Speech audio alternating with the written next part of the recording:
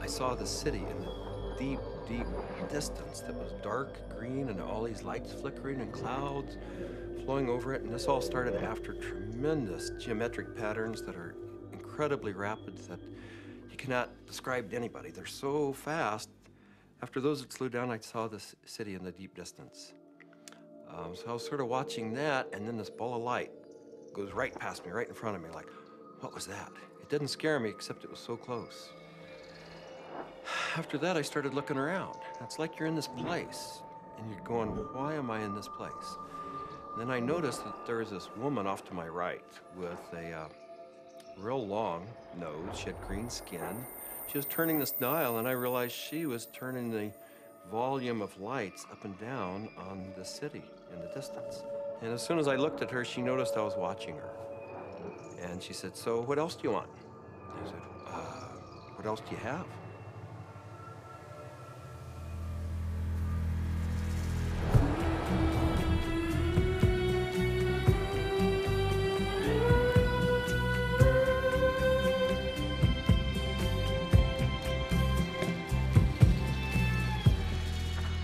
This is the story of DMT, or dimethyltryptamine, a simple compound found throughout nature which has profound effects on human consciousness. One of the things, besides what it does, one of the things about DMT that always fascinated me was the fact that it's such a simple molecule. DMT stands for dimethyltryptamine, N-dimethyltryptamine.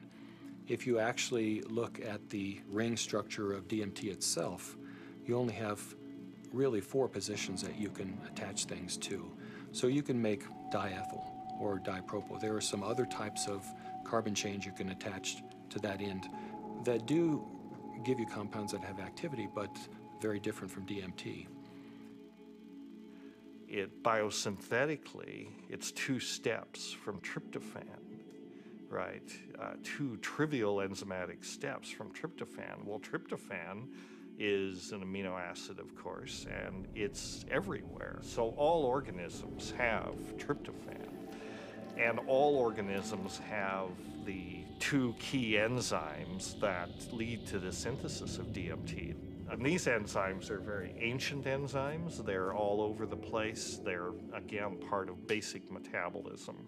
So theoretically, anything could synthesize DMT. DMT is astonishingly widely available in plants and animals all around the world, but so far nobody really knows why it's there or what its function is. That's the $64 billion question, is why is DMT in our bodies? Why is it in plants and all sorts of mammals? And what is the role it plays in humans? The conventional wisdom 30, 40 years ago was that these things had no real function. They were just sort of physiological noise, but that's a very naive understanding. And what we now understand is that these secondary compounds are, in a sense, the language of plants. These are messenger molecules. This is what plants use to mediate their relationships with other organisms in the environment. Why is it that human beings' central nervous system are wired to receive this experience? Must be that, there's important information to be learned. So I don't think it's universally present in nature by accident. It has a real function. We have co-evolved with these plants. There's a purpose and a meaning to it.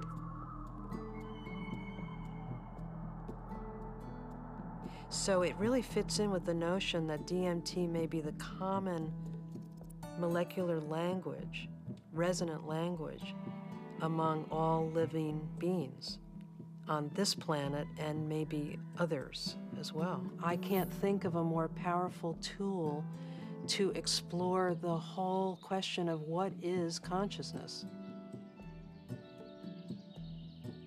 these substances are tools that can be used to expand awareness in all areas of life and apply that expanded awareness in for the betterment of people's lives and their communities, their families, and our society. The good news is that there's a growing number of Westerners and actually intellectuals, scientists, artists, movers and shakers, filmmakers, and so on, who realize that this stuff is all too interesting just to go on keeping it swept under the rug. And meanwhile, the Inquisition was a long time ago. The birth of rationalism was a long time ago. At this point, there's no good reason, apart from bad habit, to keep up these barriers. With the help of two concepts that are traditionally opposed, science and spirituality, we humbly reintroduce psychedelics back into the cultural dialogue. DMT, the spirit molecule. You know, it's a conundrum, it's a paradox. What the spirit is the inner world. The molecule is the external world. So the psychedelics or entheogens take us from the science to the spirit. I was drawn to the pineal gland, which is a very small organ in the center of the brain, which has always been an object of interest and even veneration for a lot of esoteric physiological disciplines. I thought, you know, it wasn't totally crazy to presume a pineal site of origin of DMT. Which, you know, fit in nicely with my theory that the pineal was somehow involved in naturally occurring mystical states. This hypothesis proposes that the pineal gland at certain times, when it's under a specific stress or stimulation, it releases a significant amount of this hormone, DMT, and it's that hormone that facilitates the entering and exiting of the soul in the body. This is what the Jewish sage mystics have been describing in a coded language for literally thousands of years. Through meditation, through fasting, chanting, any number of techniques, there might be a burst of endogenous DMT that was correlated with mystical and near-death experiences. And I had this theory that there was a big similarity between psychedelics and experiences that were possible with a lot of meditation. And that was one of the original findings that led me to start looking for a spirit molecule, for a compound in the brain that elicited mystical experience.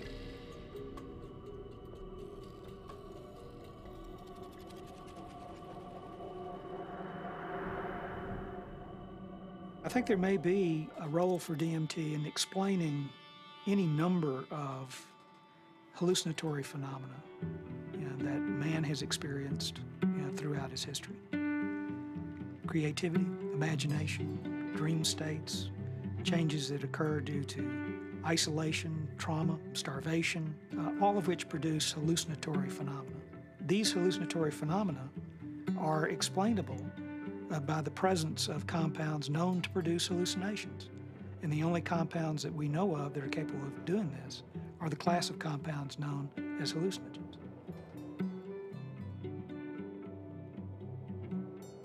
When thinking about spiritual states, I think endogenous hallucinogenic compounds and molecules that the brain can potentially release are probably very relevant to this topic, because on one hand, they may really help us to elucidate what is the neurochemical mechanism of these experiences. I mean, if we can say that there's a release of endogenous opiates, or we can say that there's a release of dopamine or something like that, and we can measure that release and we can see where in the brain those different molecules go, what receptors they activate or deactivate, and hence we can really learn a lot more about what these experiences are, because it really can allow us to match up these experiences that people have with hallucinogens, as well as understanding where they are related in the context of the brain's receptors and the different parts of the brain that may or may not become active.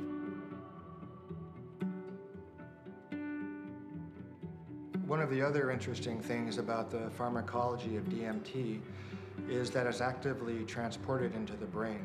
And so you have to wonder about the role of DMT in just everyday normal perceptual, activity. Too much DMT and things become very psychedelic, or, not enough, DMT in the brain can make things dull and flat and gray. There's something that, for me, makes sense about DMT. You called it the spirit molecule. It might almost be called, the reality molecule. Philosophically, it makes sense that something that would be so fundamental to the way we perceive reality would be imbued out there in reality.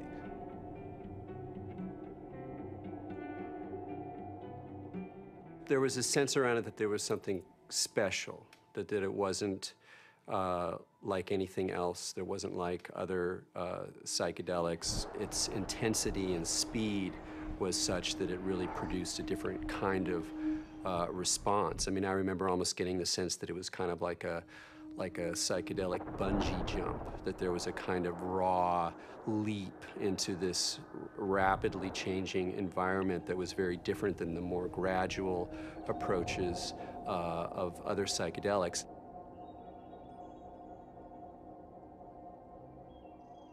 Smoke DMT is sort of like the drive-by shooting of psychedelics. You're in one place, bang, you're in another place, and then bang, you're back down.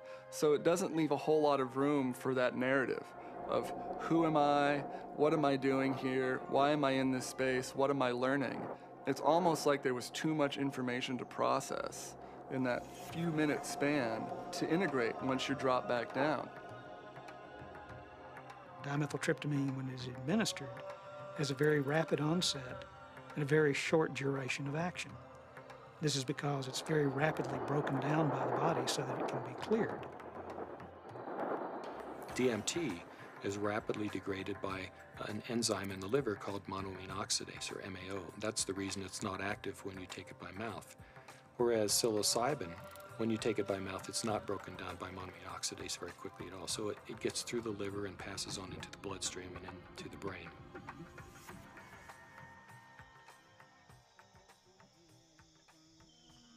Yeah, I'm very interested in ayahuasca.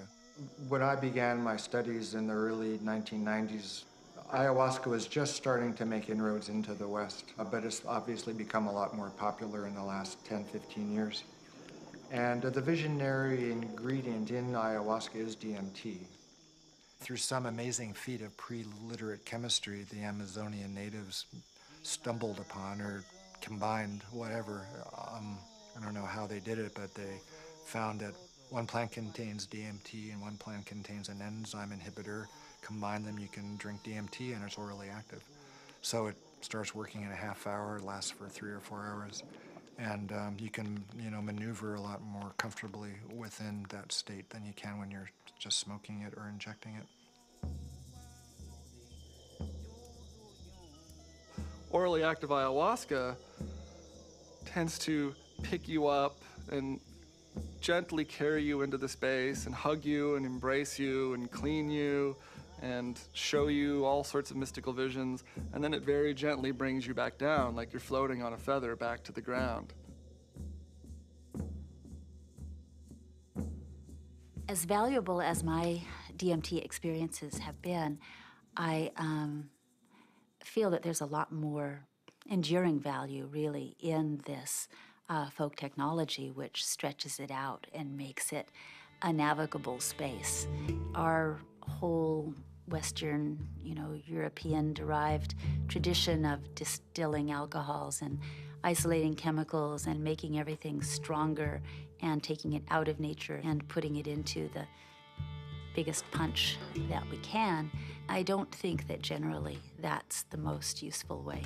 I think there's a reason that cultures have learned to turn a 5-minute experience into a 5-hour experience. It seems to me that ayahuasca has had a plan and that it's reached out into the world and brought DMT into many, many thousands of lives in a much bigger canvas than it had reached for the last 10,000 or however many years. And it's done it very rapidly and it's done it with form to go with it. And ayahuasca is much harder for the power structures that we have now. It's much harder for them to put down because it has been part of a legitimate religious and spiritual practice for thousands of years, certainly in the Amazon. And we can't just dismiss all that as primitive mumbo jumbo and superstition. We have to get to grips with that on its own terms. I think that there's a growing number of people who feel this desire to get back in touch with nature, with plants, with animals, and who know that through the shamanic path there's a way of doing this, and that actually these tools, these psychoactive tools for plants like ayahuasca is a very direct way of doing this. Now, it may not be everybody's cup of tea, and I think a lot of people are actually, with reason, afraid of it.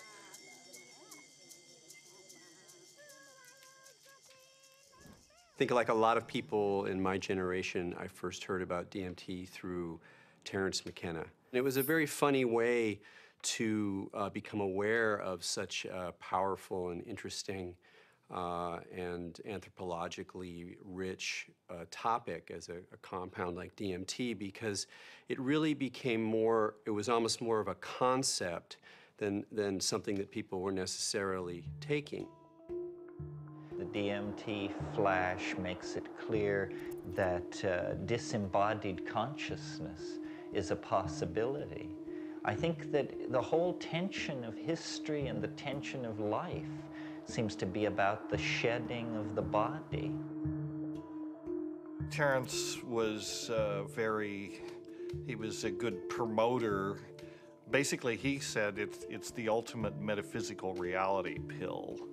And even though it's not a pill, but I thought that was a pretty good characterization after I took it. It seemed to be of a different order than LSD and mescaline and some of the other things that were around. DMT really did seem to be a whole other level of experience.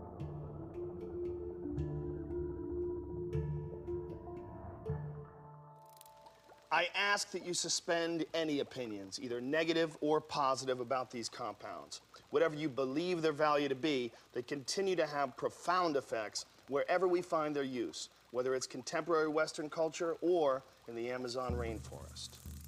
It was in the 50s that the ayahuasca churches started going public.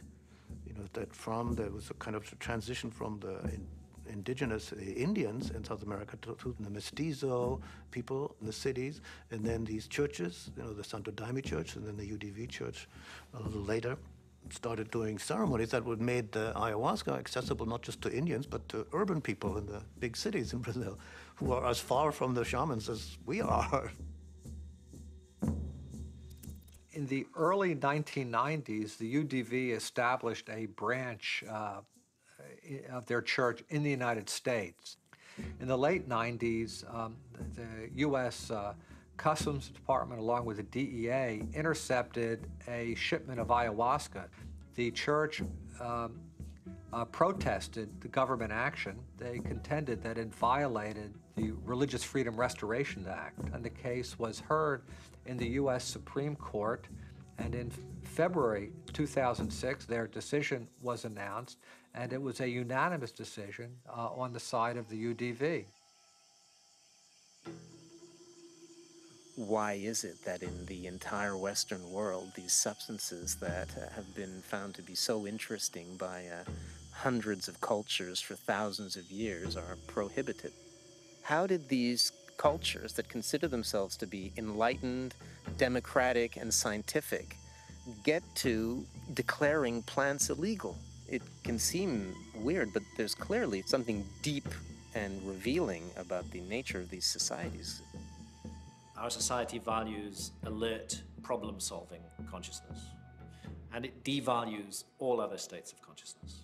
Any kind of consciousness that is not related to the production or consumption of material goods is stigmatized in our society today. Of course, we accept drunkenness, We allow people some brief respite from the material grind.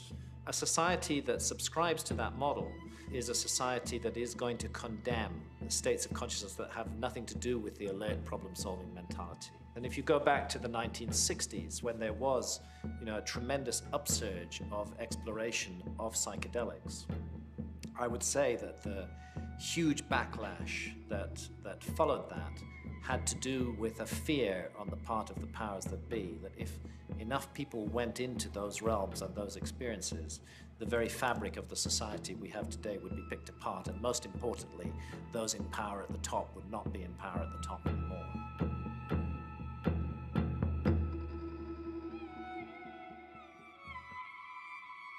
There was an optimism that was ungrounded, that Vietnam was happening, that all this real stuff was going on, and that the psychedelic movement wasn't really addressing that in a real way, and that Timothy and that bunch sold us a false bill of goods that didn't really work. We are now, whether we like it or not, in the psychochemical age. In the future, it's not going to be what book you read. It's going to be what chemicals do you use to open or close your consciousness. Chemicals can help us learn faster. Chemicals can help us expand or contract our consciousness. The atmosphere in the 1960s was, we are doing research here. We are dedicating our lives to trying just about everything on the planet. So we would try it, then we would talk about it, then we would evaluate it. We regarded ourselves more or less as spiritual pioneers. I mean, the way I look at the 60s, you can see it as a kind of failed attempt at a mass cultural voyage of initiation. So people would try to go out into these other realities, but they didn't have a basis for it. There weren't wisdom traditions and elders. There weren't like connections of shamanic lineages. So people would go out and they would kind of like smash apart. Timothy Leary really so discredited a scientific approach to studying this, because he started off doing interesting research and then got into advocating use in a way that was incredibly threatening. Culturally, we reacted, and politically, it became impossible to do this sort of research. Funding agencies didn't make resources available. Regulatory agencies increased the practical hurdles for initiating this kind of research. And I think people who had interest in research of this type largely were discredited because of their interest in the research. Social, political, scientific issues that came together pushed these drugs out of the scientific marketplace.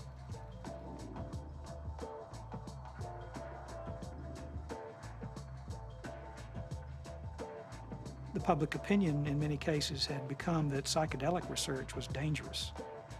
The lay public was uninformed about the true nature of these compounds and what their importance may be in the understanding of perception itself. One of the tragedies to me is that the clinical research on these substances pretty much stopped around 1970. And for me, it's especially tragic because I really believe that these substances played a major role in the development of our philosophy and thinking throughout the world. What a lot of people don't realize is that psychiatry, up until the 50s, the field in general had no concept that neurochemistry played any role in emotion or behavior, which today seems really bizarre. And the discovery of LSD and its potent effects on the human psyche occurred almost contemporaneously with the discovery of serotonin as a molecule in the brain. And it was really when people looked at the structure of serotonin and compared it with LSD that they really began to think, maybe neurochemistry plays a role in brain chemistry and behavioral states. If LSD had not been discovered, I doubt we would have had any of the drugs we have, at least not as quickly as we do for treating depression and so forth. Once these drugs became abused and scandalized, psychiatry had to really work hard, to distance themselves from any valid scientific scientifically meritorious relationship with psychedelics. Being a psychiatrist and saying you want to learn or study about psychedelics, it's not that well received. And I made one mention one time and was discouraged from really bringing it up again for actually a number of years. For cultural reasons, the whole class of compounds got pulled off the clinical bench, and no research has gone on for 40 years. So scientifically, I can't imagine a more exciting area to be pursuing. How does one go about studying these plants and compounds? Plants and compounds which produce unimaginable experiences and appear to shed light on some of humanity's greatest mysteries. In order to answer that question, Dr. Strassman conducted the first human psychedelic research in a generation. One of the things that I had established early on was being able to discriminate between studies in the scientific realm and recreational use. But in the early 1980s, I reviewed all of that literature and could pretty well establish that if people were really carefully screened and supervised and then followed up, that the incidence of adverse reactions to LSD and related psychedelic drugs was extremely low.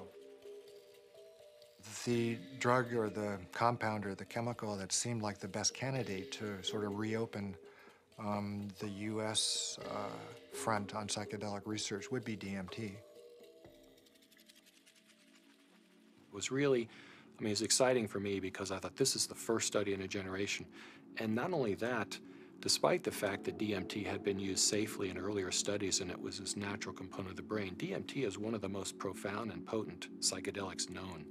So it wasn't just an initiation of clinical research, it was a reinitiation of clinical research with an extremely potent drug. I was of the strong opinion that you could do these studies, and Rick agreed. So we had a number of discussions, and at some point the discussion came up, Dave, what if I do all this paperwork and spend all this time and get to the end of things and I'm ready to go and I can't get the DMT? And that was a real possibility because DMT, clinical grade DMT, wasn't a chemical you could just buy off the shelf somewhere. And I told Rick, if you get to that point and no one will make it, then I'll do it. And ultimately, Rick got to that point, and I made it. The design of the study was fairly straightforward. Give people DMT and measure as many variables as possible. I had to sort of anticipate a lot of objections that would come my way from the regulatory agencies that oversee this kind of research. So at that point began a 2-year process of dealing with not that many regulatory agencies, but fairly monolithic ones. One sort of a sidelight of the protocol was the involvement of a psychiatrist from UCLA named Daniel Friedman. He was kind of one of the grand old men of American psychiatry, and actually he was one of the people who in the 50s and 60s got their start with psychedelic research. And the main thing that Danny Friedman told us was, don't even get close to psychotherapy. Forget about treating mental illness or alcoholism or anything. Forget that. That's where all the hysteria is. That's where all the fears get up. You're a scientist, Rick. Approach it as a scientist. Do basic, simple measurements. Look at heart rate, cardiovascular parameters. You won't get in trouble doing that. You can get it funded, and it's solid science. Rick did what he said, but then he still was able to get these, accounts of what happened. And that wasn't in the plan. That wasn't really what was proposed in the studies that were funded, and that wasn't what Danny talked about. But those were the spin-off that really made it interesting. Rick Strassman was advertising in some magazine somewhere about wanting volunteers for a particular study in a psychotropic, and I didn't really know I didn't know DMT from STP at that time. And I remember reading that and I'm thinking, oh my God, this is bad. I better get involved in this and make sure that somebody doesn't get hurt, and that at least there'd be some sensitivity towards what this stuff is really about. I met Rick's research nurse at a party, and she heard me talking about that I had used peyote ceremonially, and she took me aside and said, there's something that you might be interested in. We're looking for subjects, volunteer subjects, for some unusual research. I was a little concerned that the study participants might be a little obnoxious. Maybe that's not the right word, but you know, people that were just seeking to do a lot of drugs, and they were very professional people. There were varying degrees as to how much hallucinogen use they had been through. It seemed like there were some people that felt like they had made it their life mission to experience every kind of substance out there, and then other people who I think were just interested for their own personal growth and or curiosity.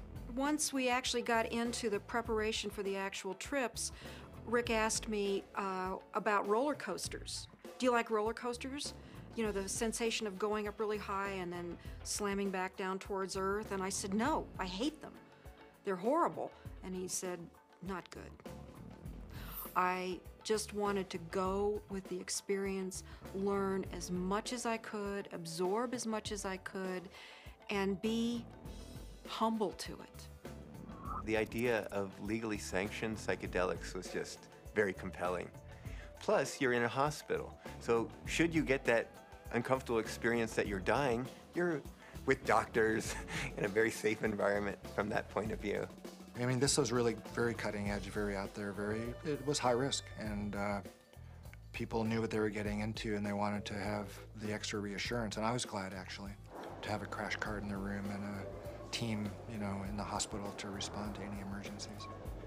You're in this hospital room, and there's all the sounds and the smells and just the prior experiences of being in the hospital. You know, all these negative things come back. So there was the whole environment to be overcome, because little did I know that it didn't matter where I was. I wasn't going to be in my body. I was going to be out in the universe, and it didn't matter where you launched from. It could be a hospital room, it could be the jungle in the Amazon. It didn't matter where you were, because you weren't going to stay there. Set and setting is so important. It's even more important than the substance. More important than the substance. Set and setting is everything. Now, what is the set and setting when you are blindfolded? The set and setting is not what you're seeing. You're not seeing anything. The set and setting is your internal self. The things that you have learned, the capacities that you have achieved, the conditions of your own psyche and psychology, these are your set and setting. It's the medicine combined with or interacting with the set and setting that creates an effect of safety, of trust, of comfort, and of resourcefulness that makes it possible for you to take some big leaps and receive some big gifts. And if that's not there, you just get terrified.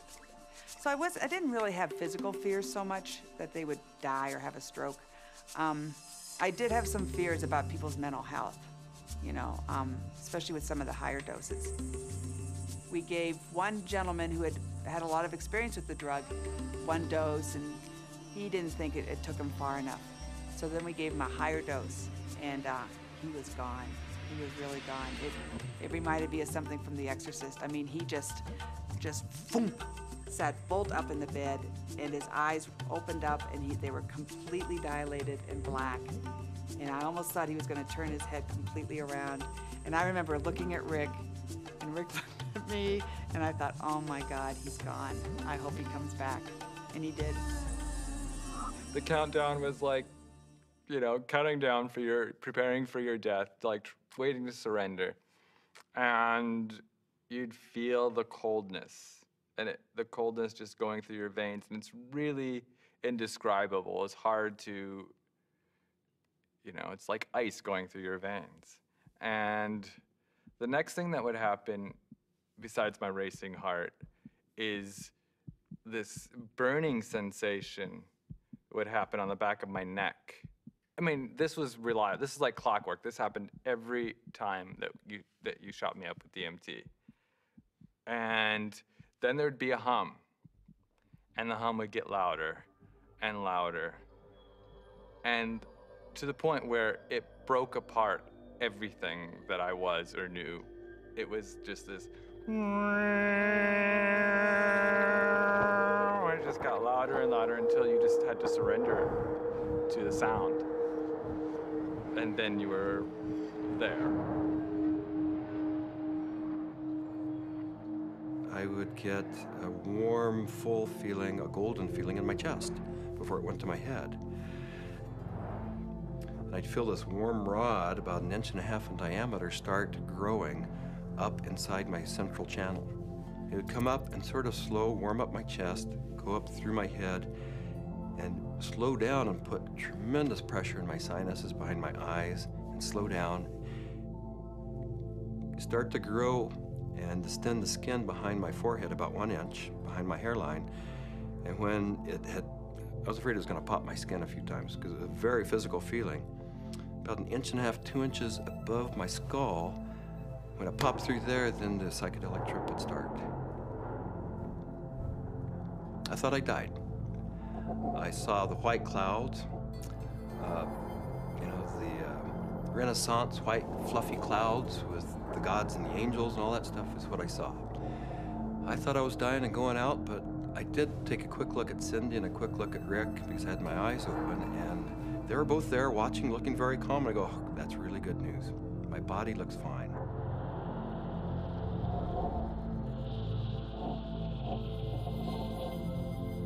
So I didn't know whether it was my birth I was re-experiencing, my death which was yet to come, because I know that time crumbles. The linearity of time is totally meaningless in these states. You are at the Godhead, the point where all time folds in on itself. More and more layers of my humanity start peeling off. Finally, the last, almost the last layer, and I can't even describe what it is, but you have, at some reaches way in there, there is like the last layer of that which defines you as a human being, and it goes click. You are no longer a human being. In fact, you're no longer anything you can identify. There was no concept of time. It was so disorienting. I was so terrified. I have never in my entire life been so terrified to be blasted out of my body, to leave my body behind, to be going at warp speed backwards through my own DNA, out the other end, into the universe. And so I went right into this white light. As soon as I went into it, I lost any sense of being different, any sense of what I was doing, past, any sense of future. It was absolutely blissful and euphoric, and I just felt like it wasn't I. I was everything. I was the light. There was no sense of separation, no shadows, no differences, no past, no future. It was all present and white to yellow light. Then I felt myself falling out of this light, and as I fell out of it, I could feel the light was like a glow, like the sun with flames coming out and lapping out, and I could already start to feel this tremendous separation. I reached across, and it was suddenly I'm in the universe, in this huge void, with these beings on the other side, and I put out my hands, and this incredible rainbow of pink light went between me and these entities. And I was trying to make it be like a white light, but it was this incredible pink light, this energy of love that this capacity of love that we as human beings have, that I was trying to just send to them. This meteor-like trip through the infinite space of the interior consciousness is up pops the picture puzzle pattern door. And I'm now whizzing through this sucker like if it was nothing. I'm flying through it. But now I know what the picture puzzle pattern door is. The picture puzzle pattern door is the farthest reaches of your humanity. This is the doorway into what defines you as a human being. When you go past that, you stop being human to a degree, and the further you get past this point, the further away you go from being a human being. But right here, this picture puzzle pattern door is everything. It's everything. It's what defines you as a human being. This picture puzzle pattern door is you. This is like the actual core of where all of reality is emanating from. This is where meaning comes from. Symbols were pouring out. They were intertwined. Every symbol and letter and in every language was pouring out of this point. And I looked around at my environment and I was trying to absorb everything, to understand, but there were all of these machines or structures or things that I had never seen before, that I had no idea what they were. I was like a caveman in a computer lab. I didn't have any idea, but I knew in my intellectual awareness that this was a very advanced civilization or life forms or whatever they were. They were so far advanced from what we know here on Earth. There's one state in it, I call it the hobby horses, and they're interlocking, reticulating, vibrating hobby horses. And I use that's what they seem like to me. They interlock and they form a visual pattern that seems infinite in scape. And then you're on the inside, outside, inside, every side. And so it's less possible to use, words sort of start to escape you. The texture of the space was very much like an animated Mexican tile. It seemed to be hyper vivid in color, in a Technicolor sense, but also very clay-like and earth, like with an earthen, pointing towards earth, but not really being of earth. And there was no I, there was just a sense of a witness being suspended in this incredible vaulted space, like a cathedral made out of stained glass of all imaginable colors, unbelievable brilliance and saturation of color. Just this amazing pattern in this dome, this gigantic dome. It felt like the size of of a small planet. And there were these winged beings. I don't remember exactly what they looked, but were like angels, something like angels, that were majestically kind of flying through the space. But there was something about the quality of how they were flying that was unique. I'd never seen anything like it. It was like, I don't know, the sense of another realm that was there. My sense was at some point, there was this implicit sense, this is the divine realm. This is the divine realm. And it was not like a thought, but it was like this implicit kind of grokking recognition. It was all very, very impersonal until I got to the space where I realized that I was in the area where souls await rebirth. And I was there, and I had been there so many times before. I recognized it, and this incredible transcendent peace came over me. I have never in my life ever felt such peace. Everything was stripped away. Every hope, every fear, every attachment to the material world was completely stripped out of me. I was free to just be the essence of a soul. After the medicine wore off, there is that familiar sensation of kind of coming back into the body. And I do remember that. That was part of almost all of those experiences of kind of coalescing back into sensory awareness and a sense of having a body and of that becoming a little more substantial, and then say, oh yeah, here I am, and I live in a body and I'm okay. So Laura removes the eye shades, and I ask, not really with my eyes open quite yet, I ask, how long was I gone? because I needed to know. And Rick chimes in like 15 minutes.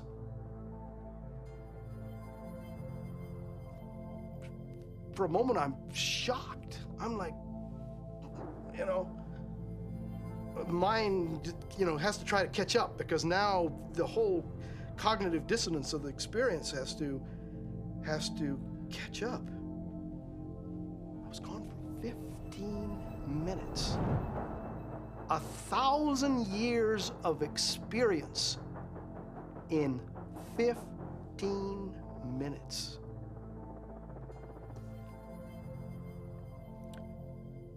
Well, to say the least, it was profound. It was profound. I mean, it's amazing. I mean, it's amazing what a human being can experience in a hospital bed. I mean, they can experience almost the whole universe. Life, death, everything in between. This is not some recreational thing, and I don't believe anybody should enter this lightly. It is life transformative. It will perhaps shake you enough to realize, that you need to be awake to the fact that you don't know, and that is the beginning of starting to know. What we see here is such a tiny part of what is real. I get really frustrated because, of course, there's no way to prove that where I went was deep space, that I encountered, other entities, other life forms that exist in this universe. At some point, maybe our civilization will become advanced enough and we will throw off these anchors of impossible thought, that these things are impossible, that it's not, that everything that exists where we can see it. I wrapped up the studies in '95 and really just had to take a break for a couple of years. I was aware of a growing sense of discomfort with what I was doing because I just couldn't explain it. And it seemed to me if I couldn't model and explain what was going on that I was doing and just, bringing people to the edge of these kinds of experiences, it seemed like I ought to. That it was a little irresponsible to be sort of pushing people off the cliff like that without really knowing exactly what it was and accepting and understanding and feeling comfortable with that model. And, I think what began dawning on me after a while once I stopped the study was that I was really dealing with a spiritual phenomenon. What do these experiences say about the nature of reality, the nature of our minds, or the function of our brain that we can so quickly shift into these alternate realities? Let's take a step back and consider how these experiences inform us about ourselves, our consciousness, and the symbiosis of the two. It started seeming to me that what was happening with DMT, particularly with respect to some of these reports of entering parallel or alternate or freestanding parallel sorts of realms of existence, is that indeed was what their consciousness was doing. The chemistry of their brain, which is the organ of consciousness, was being changed by DMT in such a way that they could then receive information that we weren't able to receive normally. Yes, there's the experiences from DMT and ayahuasca, and they have their function. But if we'll also look at what it enables us to see, it just rips that filtering mechanism away for a few minutes. And for a few minutes, you're immersed in sort of this raw data sphere of input, of sensory input, of memories, of associations. I mean, it seems like the brain builds reality out of these things, what you're experiencing, what you have experienced, and how you associate and synthesize these things together to tell yourself a story, essentially, about what's going on, where you are in space and time.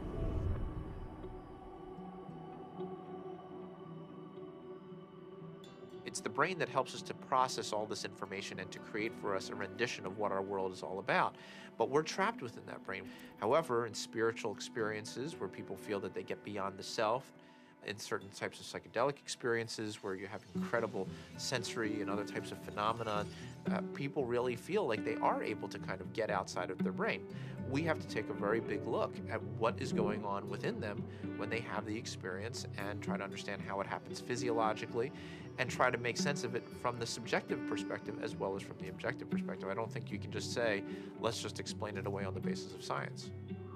What I was doing early on when I was hearing these reports were interpreting them, calling them psychological or brain chemistry aberrations or whatever, that there was a part of the brain that was being dinged that was responsible for the alien appearance phenomenon. This is not a new phenomenon. Entities in altered states, have been recognized for an extremely long time in many cultures over the millennia. Helpers, spirit assistants, angels, all of these different entities have been fairly common throughout man's experience of altered states and through much of man's mythology.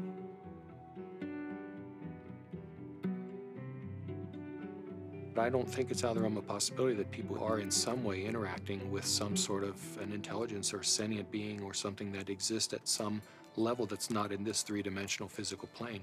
I'm looking at it from a sense of, okay, is the drug healing you? Is it helping you? Or is it giving you the tools? What are you bringing back? What you bring back, I think, has to be something more than there are these entities out there. The best psychedelic explorers are people who realize that even the truths they see on a trip are not truths, but new models, new what-ifs, alternative frames. Unless there is a map and a clear methodology, then one will just have a variety of different experiences. All these various experiences that have been reported from NDEs, near-death experiences, alien abductions, alien encounters, sexual ecstasy, I believe all of these experiences, in fact, are fractals. If we understand the concept of fractal geometry, no matter how small it is, it contains everything that is in the larger picture. And thus, that validates profoundly all these various experiences. Discount the phenomenon as hallucinatory or imaginary. I think it's maybe more useful to look at a mechanism of action. If it is real, then perhaps how does it work? Look, there's extraordinarily regular phenomena that come up with these things that are clearly linked in many ways to these larger human issues around mysticism or religious experience or encounters with other entities. And here we have it. And if you can't go in there and really go in there and account for this material inside your neuroscientific framework, you're leaving a huge gap. You gotta account for this stuff the way you gotta account for dreams, the way you gotta account for all sorts of psychoactive responses. Using DMT as an explanatory model, as kind of the mediator between our consciousness and the consciousness of a non-corporeal sort of reality, it's handy. With DMT, there are no words. I would try to wrap mathematical vocabulary around the experience afterwards. I specialized in the metaphor of vibration and how vibrations in fluids created form in fluid, and that would be the key to the relationship between the spiritual realm and the ordinary realm. This was the window that was opened by DMT. Using psychedelic drugs or other types of pharmacological substances can help to induce a state where people feel that they touch a deeper sense of reality, where they understand reality on a more fundamental level, and they gain a great deal of insight and knowledge into the ways in which the world works and how they are, as a human being, supposed to relate to that world. DMT is somehow, it seems to me in my experience, more of a breakthrough than LSD, mushrooms, peyote, and so on. It's instructive. It's more supportive of future evolution and the creation of the future. And it is, in itself, more of a mystery. How could this little stuff produce something that has intelligence, you know, that is actually a doorway to another reality? So what is the nature of reality, and what is the nature of how we as human beings experience it? Can we understand it better? Are we capable of understanding reality on some very fundamental levels? And what do we need to do in order to prepare for that? You know, there are parallel universes, it seems, at least that's a theory in modern physics. There is dark matter, which is a huge amount of the matter of the universe, maybe 95% or more. As radical an idea, it's just a logical extension in some ways of, instead of using a machine to see more than we normally can see, we're using the brain. There are fields which are undiscovered so far, which have nothing to do with anything that is discovered so far. The gravitational field, you know, was unknown before the year 1604. The electromagnetic field, unknown before the year 1830 or something. All of these, what we call the fundamental fields of mathematical physics, are new discoveries. Dark energy is also even newer discovery, and beyond that are maybe more discoveries yet coming beyond our cosmos itself, in higher dimensions, as they say.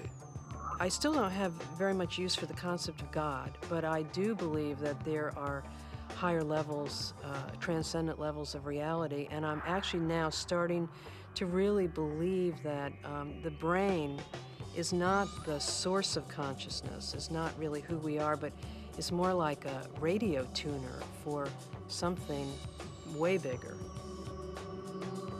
Are these experiences, spiritual experiences or otherwise, are they created by physiological processes, or is the brain itself responding to something that's going on?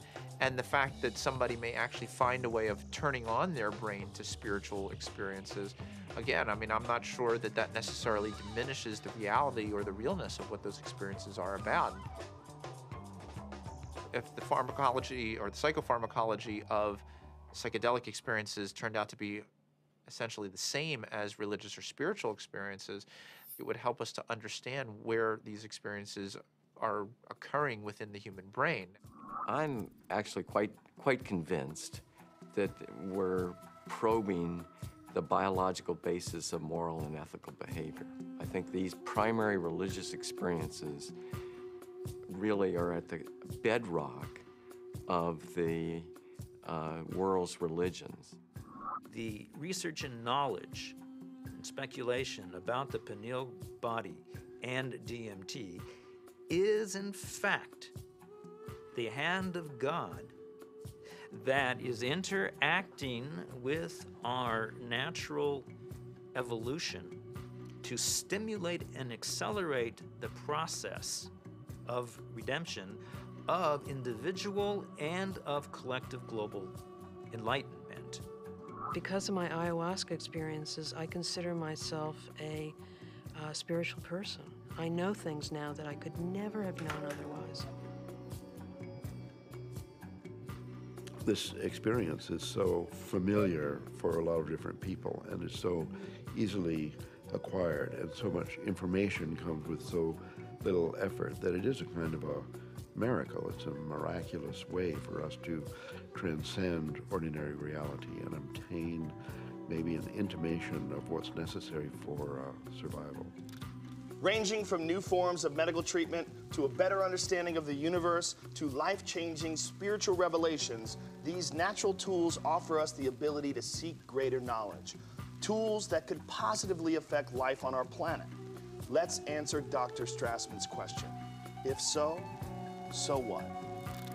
Because of the collapse of consciousness, spiritual and scientific knowledge split apart. Both these modes of knowing have to come together. In other words, science and technology, from a traditional religious perspective, is not an extra. It is part of the process by which humanity is going to evolve into its next stage. How do we find like the right form for psychedelics in the future? I mean, assuming that psychedelics are part of the human future, right? For that, at the moment they're still, generally repressed and suppressed and legal. If that were to change, how would we begin to construct a kind of system that would allow for a kind of rational and mature exploration of psychedelics? I think that the name of the game is to show science the pertinence of this somewhat outlandish realm. And it's not just crazy stuff. It shouldn't be considered as, let's say, not even worthy of interest or illegitimate. I actually think because it's declared off bounds, it just makes it interesting to start with. But one doesn't want to throw out the baby with the bathwater, and I think it's really important to stay faithful to science. What does it mean? Why is there a part of the brain that seems to be, for lack of a better word, a God detector?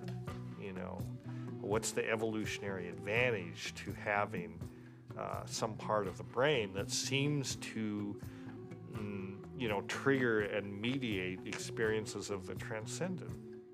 The Kabbalah is revealing to us that the pineal body is actually the very edge of the higher dimension that is penetrating into our lower dimension, and it is located precisely in the middle of the brain. I can remember reading about Descartes, thinking that it was actually the interface between the spiritual dimension and the dimension of matter. And I remember studying that as a foolish idea from our history. And now it seems actually like a very interesting idea. What we are looking for out there is really in here. It is the doorway. It is the gate. So we focus on the transformative effect of the psychedelics. But it's also true that the reverse is true, that it requires transformation in order to embrace psychedelics. It's one of the tricky paradoxes of postmodernism that psychedelics both require and produce a transformative effect. We have severed our connection to spirit. That's what our society has done. It has sought to persuade us that the material realm is the only realm, and the only way we're going to recover is to reconnect with spirit. And I truly believe we need the help of the plants in order to do that. Part of our work is to respect these medicines and then to change the culture enough that people doing them can be respected and held. And not everybody needs to do them. Not everybody should or wants to. But that it isn't pushed to the side. And so part of that does involve then research, because that's how in our reductionist society we validate things. With the passing of the years and the opportunity for sober reflection, I think there's a growing appreciation that there may be something to gain from studying these compounds, that there's a lot we can learn, and there may very well be treatment models, particularly for patient populations for whom conventional treatments are ineffective, for whom the psychedelic model, when utilized optimally, may provide great benefit. I think the most important thing that we could do right now that would be fairly straightforward to do is to ask and answer the question of whether ayahuasca could help people who have drug and alcohol abuse. And given that we know that DMT and similar alkaloids have a very strong effect on the same receptor sites that are involved in depression, and the notion that most people, in my experience, who use drugs and alcohol are self-medicating a deep depression or an anxiety. I've had permission now over the last few years to utilize psilocybin, which is the active alkaloid in hallucinogenic mushrooms, in the treatment of patients with advanced stage cancer who have anxiety. We're treating the anxiety, not the cancer. Now, psilocybin is 4-phosphoryloxy N,N-dimethyltryptamine. So obviously, from a chemical structure point of view, very similar to DMT. Ultimately, what I want to do is see these things used in the way that they were used traditionally, to heal people, help people. And right now, helping people come to terms with dying. It changes your whole relationship to your death, your impending death. Believe it or not, you're gonna die. And now, with this tool of having crossed over already, some of the fear around that will disappear. Now I'm beginning to wonder whether consciousness may actually survive biological death, that maybe the model that we've been working under in psychiatry and the behavioral pharmacology model is just wrong. It's backwards, actually.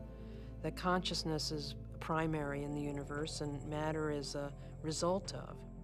Utilizing substances like DMT or 5-methoxy-DMT may really help us prepare by practicing a transient dying experience. Thus far, we're observing very positive effects in regards to the nature of experience during the session and then subsequent effects on mood regulation and anxiety control, pain perception, and overall quality of life for cancer patients. By and large, our subjects do quite well in the time they have remaining. For those people who do come to terms with it, part of it is a recognition that these psychedelics open up a space that they weren't aware existed and sort of give them a vision of what could be past death, as well as a better perspective on the accomplishments they've made in life, a better feeling about what they've done in their own lives. But I think all people who have psychedelic trips and meditations and so on are poking more or less into the same higher realm and receiving some information from there. If we can develop this could be absorbed into ordinary science that we could approach with the scientific method and so on, then our intelligence, our capability of survival on planet Earth would be increased. I mean, we're a dying species. We live on a dying planet. We're killing the planet. So our disease is extremely serious.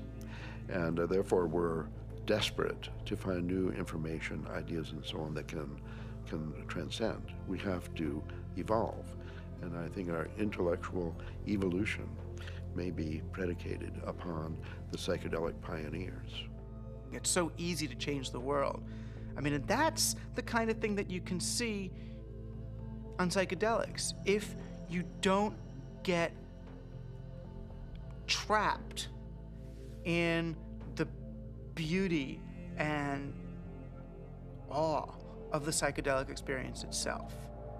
It's like looking through the chandelier of reality from a different vantage point. You can now project through those crystals in another way, and it's beautiful. But, okay, now come back. Now come back. I think if I ever were to resume giving people psychedelics, particularly DMT, it wouldn't be just to kind of tinker with brain chemistry and just see what's happening. I think one of the things I also learned in the research is that you just don't want to give drugs and see what happens. That's a little, I don't know if callous is the word, but that's the first word that comes to mind. I think if you're really going to open people up like that, you need to do it for a purpose, not just for scientific curiosity. And I'd like to be helpful rather than just sort of smart or clever. To my mind, is this kind of two-edged sword of simultaneously opening up to the numinous world, to the world of messages, the world of spirits, the world of entities, and at the same time rigorously taking that material into the acid bath of neurology, into sociology, into the ongoing construction of reality. And that the wisdom that these things bring is this kind of very tricky mixture of authentic religious experience with gods and messages and clear signs, and a sort of remarkable mirror of the mind. The curiosity, perhaps the uniqueness of the human creature, is that we live in both realms. We have the ability for spiritual experience, and we have the ability for physical experience. The agenda of the spirit world, if there is an agenda, is to allow us to experience our full potential and to deliver our full potential. And maybe the choices that we are making right now as a civilization and a society rebound far beyond ourselves. And I think DMT is a forcible reminder that there's a lot more about reality, the universe, ourselves, the biosphere, whatever, that there's a lot more to it than we imagine.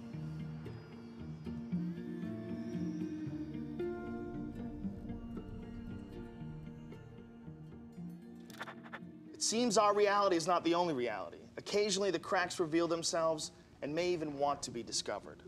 As humans, we are creatures that thirst for knowledge. We spend time, money, and infinite energy searching for it, in schools, in churches, in business, and in technology. Knowledge is power, and thus our greatest quest. Dimethyltryptamine, a molecule with a complex name and the simplest ability to unlock the door to another dimension, and perhaps, just perhaps, our future evolution.